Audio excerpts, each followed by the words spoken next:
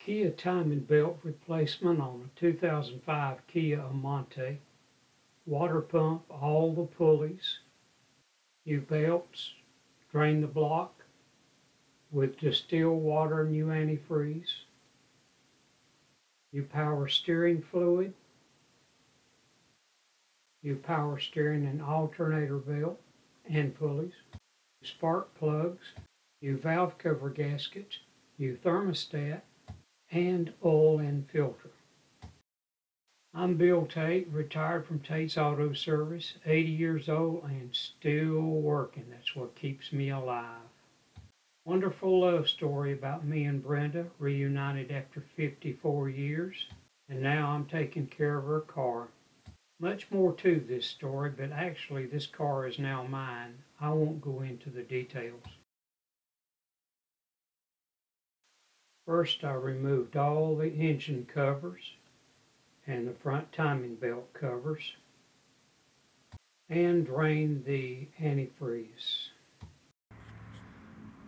This is a 2005 3.5 Kia Amante, and I'm going to take the intake off to look for a valve cover leak. I think it's a valve cover. But I'm going to take the timing cover and everything else involved in changing the timing belt. So at 80 years old, I'm really too old to be doing this. Wish me luck.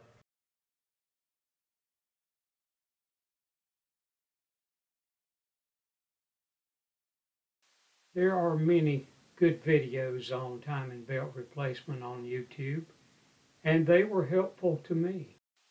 This is the engine covers that I've armor-alled and cleaned real good and will remove.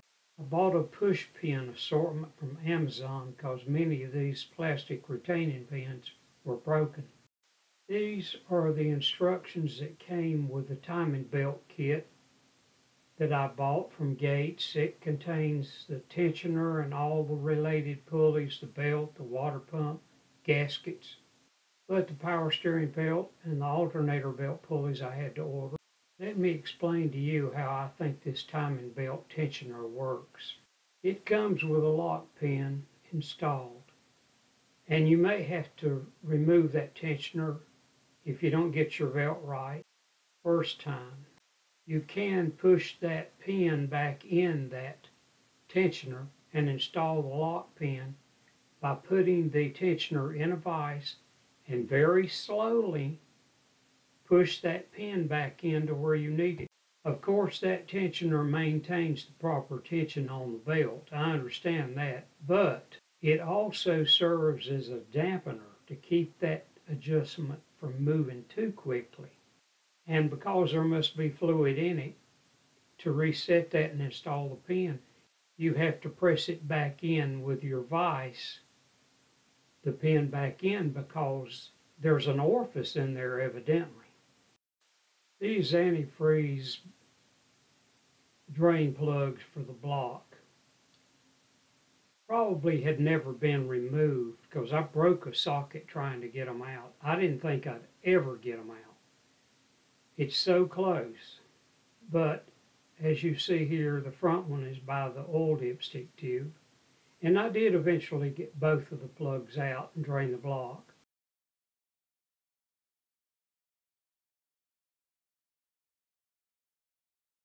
The two panels to the right actually go in underneath the car at the crank.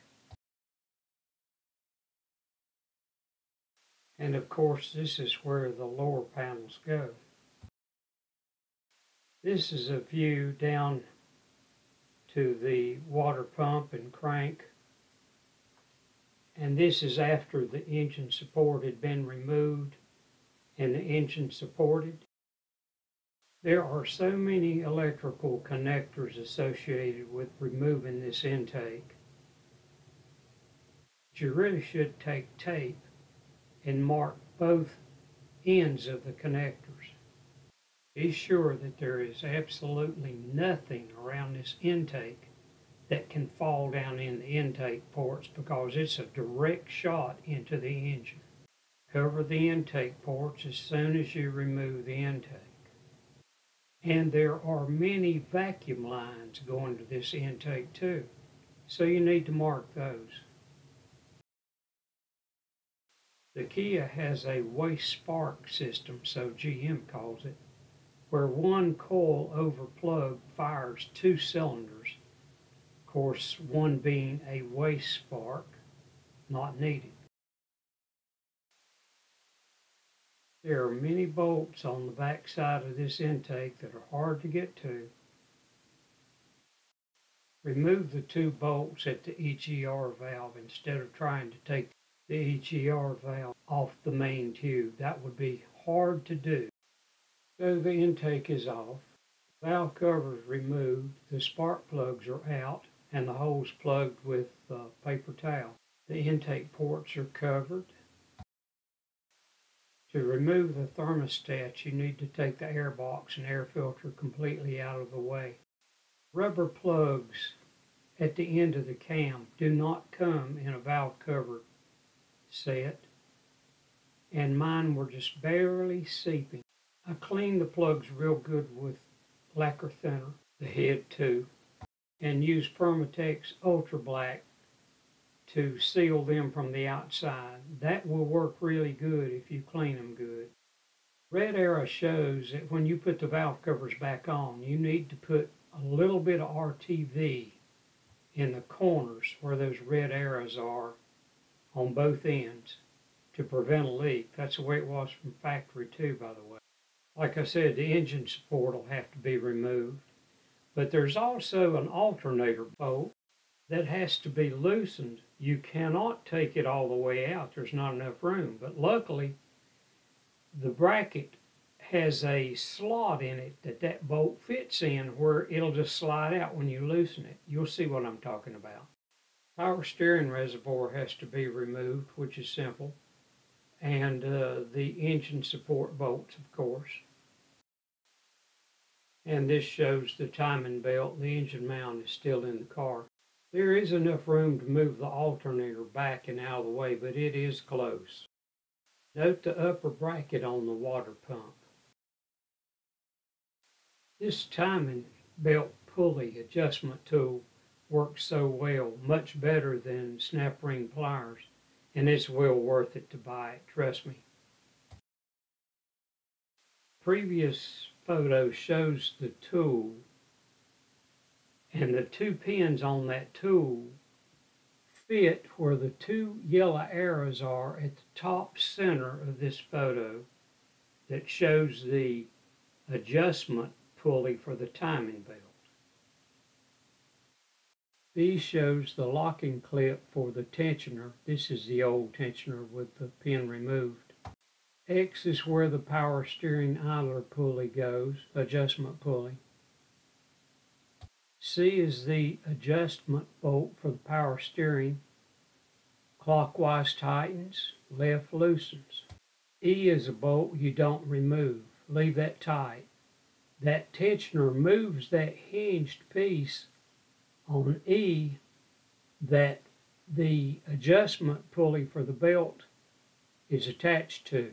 To adjust the timing belt tension, you loosen the bolt on the adjustment pulley where the red arrow is. Put your tool in where the two small arrows, yellow arrows are, and then you can move that pulley. It's an eccentric pulley to tighten the belt to specifications. The yellow rectangle on the crank pulley is the alignment pin for the outer part of the crank pulley. A is the crank sensor, which will be replaced. D is the adjustment pulley for the alternator and air conditioning. That will be replaced. Once the new timing belt is installed and adjusted properly, and the instructions come in the kit as to how to do that, but you adjust the tension on that with the adjustment pulley, of course, and then you remove the pin on that tensioner, and there should be a certain gap, and all that is in the instructions. It's a little complicated.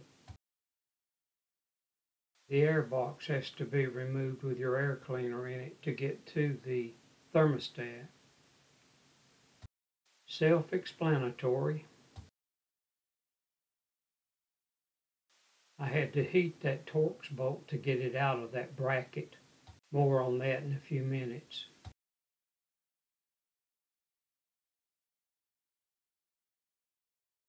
And a close-up of that tensioner.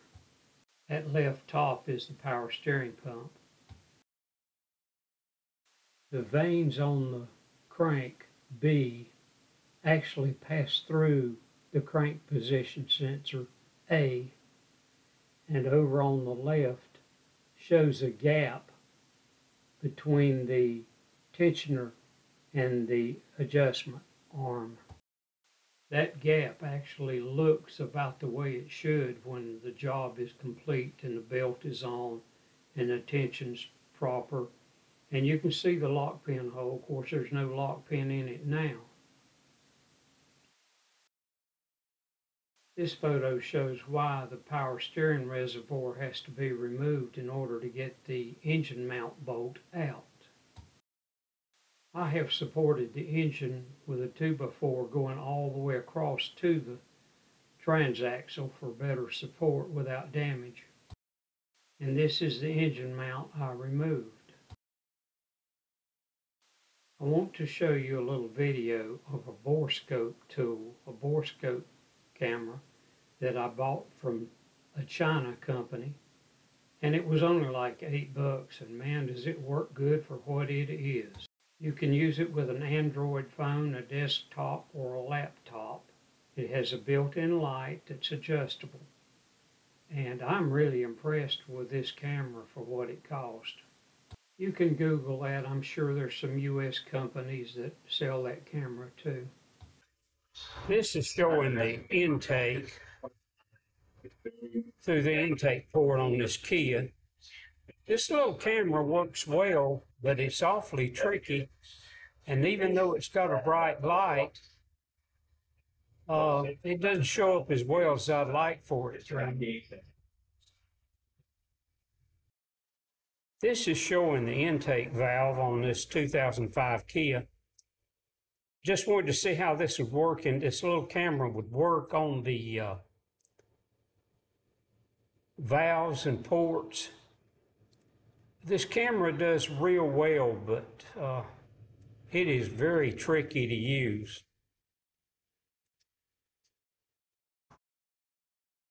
Let's see how well this little camera that I got from China, how well it works on the spark plug and inside the chamber. It's got an adjustable light on the end of it. It's only the size of a pencil eraser.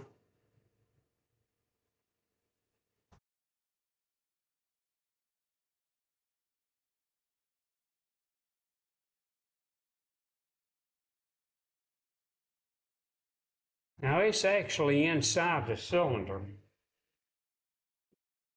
It looks like the top of the piston.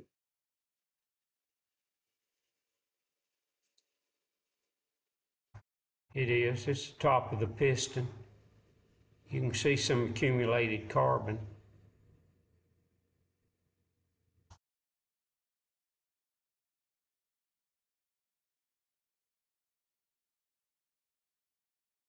Very good. Very good.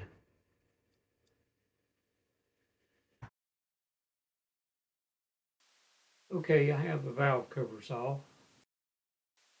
Rear valve cover underneath the intake was leaking. It had the bolts that go right across the center.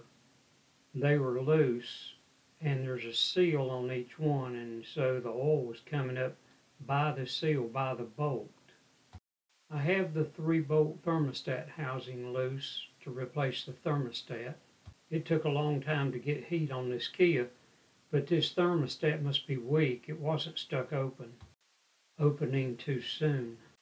And the rubber gasket fits around the outer edge of the thermostat, as you see here. Sure beats the old gasket and gasket sealer method.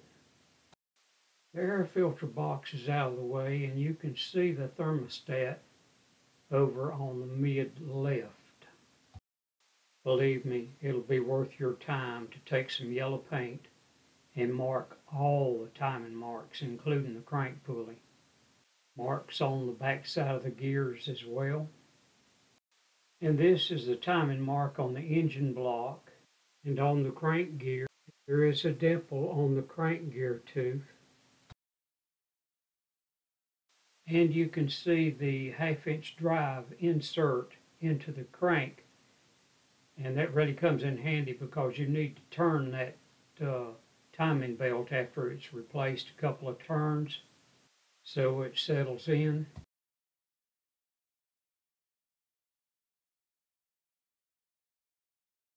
So the tensioner is installed, and right above it is where the power steering adjustment pulley will go. When you put the new timing belt on, you need to have something like a Bondo paddle shown here to keep that belt on the crank pulley. They make a special tool to lock these gears in the proper place. It goes between the gears, and how well it works, I don't know. Of course, you'd have to have two. Wire ties didn't work all that well. I gave up on that, and I'll tell you what worked for me. Here is how I put the timing belt on. They make blocks to lock the two cams together on both sides, but I didn't buy that. I struggled with this, to be honest, but I found a way that worked for me. Put the belt over the crank gear and use a wedge to hold it in place. I used a Bondo spreading paddle. Go over the front cam gear, which would be the exhaust cam gear, and with a wrench, put that belt over that gear, but turn that gear a little bit with a wrench to where it has pressure and stretches that belt a little bit.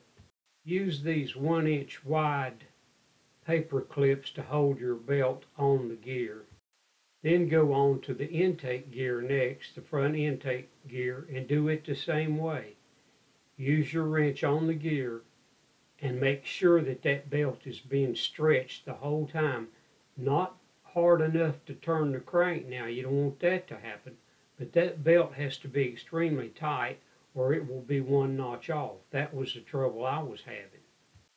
Then put the belt over the water pump and then back up to the firewall side, the intake gear, and using your wrench, do it the same way. Make sure the belt is on there tightly and in time.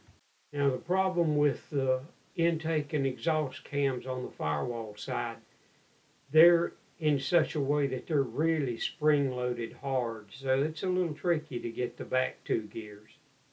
When you have the belt over the back two intake and exhaust gears, the next to the firewall, when you have that on tightly, then go down to your adjustment pulley and put it over your adjustment pulley.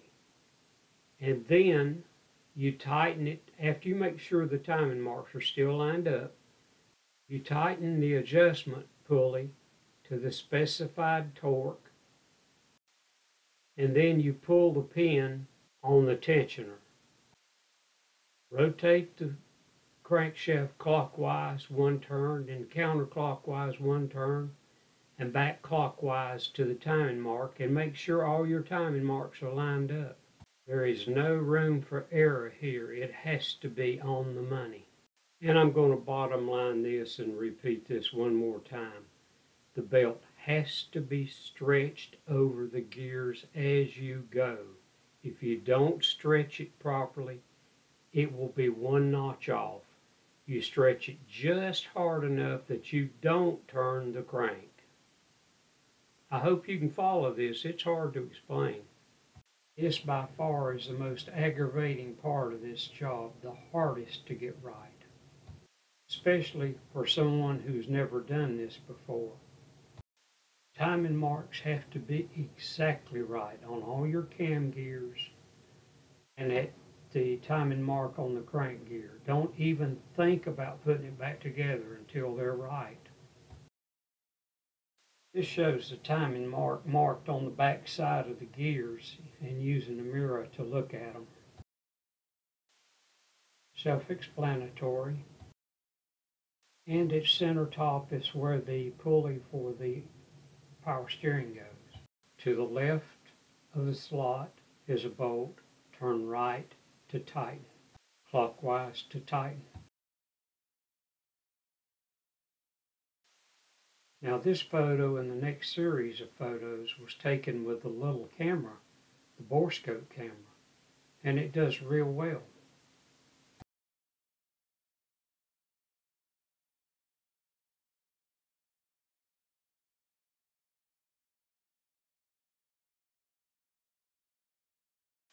This plastic pulley is held on with a Torx bolt and must have been plenty of Loctite because I could not get it loose. It's a small Torx bit and it will strip if you don't heat this. You can protect that plastic pulley if you're going to reuse it with a damp rag. My propane torch was not hot enough. I had to use acetylene. And here are the numbers for the belts, the power steering and air conditioning.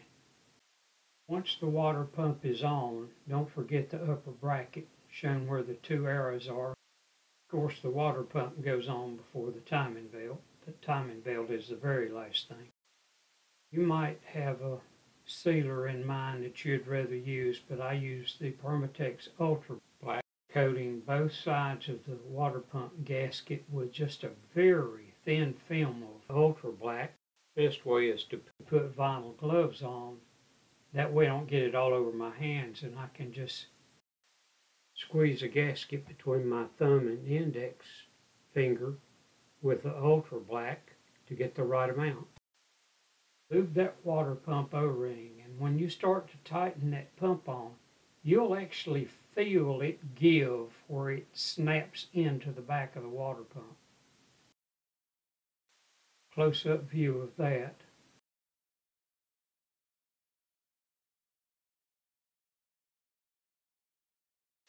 And this shows the locking pin on that tensioner that you removed last. I also installed a new crank sensor while I was in there. Now, I have never heard of a new belt being directional after it's installed, yes, but not in use. But I installed it directional. I also see it was made in the UK. That's strange for Gates. Another view of those end plugs that I cleaned and sealed with Permatex Ultra Black. They were just barely seeping. There are seals that go around the spark plug holes inside the valve cover, and there are seals that go around your bolts. And maybe it's overkill, but I use Ultra Black when I put it on, just a very thin amount, and on the gaskets within the valve cover. Well, I hope this video helps you, and I hope I explained it well enough that you understood what I'm doing. But watch other videos, not just this one, watch others before you start it, especially if you've never done it before. Remember, this is an interference type engine, and the valves will hit the pistons should you not do this job correctly. So it's a little stressful. Like I say, somebody that's never done it before, like myself, it was a little stressful, but the key is running fine now. No oil leaks, no problems. One more thing before I go. I restored and painted the wheels with new emblems at the same time I was doing all this work, and I also rotated the tires, front to rear of course. Well, when I drove it, it pulled to the right. It wanted to drift to the right, and I would have to constantly hold just a little bit of pressure on the steering wheel to the left. That worried me because, like I say, I changed the power steering fluid using Prestone fluid, synthetic fluid, and so I couldn't think of anything that would have gone wrong. But what it ended up being was I put the tires back into the original position, and that's what it was. The right rear had evidently a belt problem. So once I put the tires back where they were originally, all that went away. And even the steering wheel was just a little off center before, but that corrected that too. And now it drives just fine. Just goes to show you the weird stuff you run into.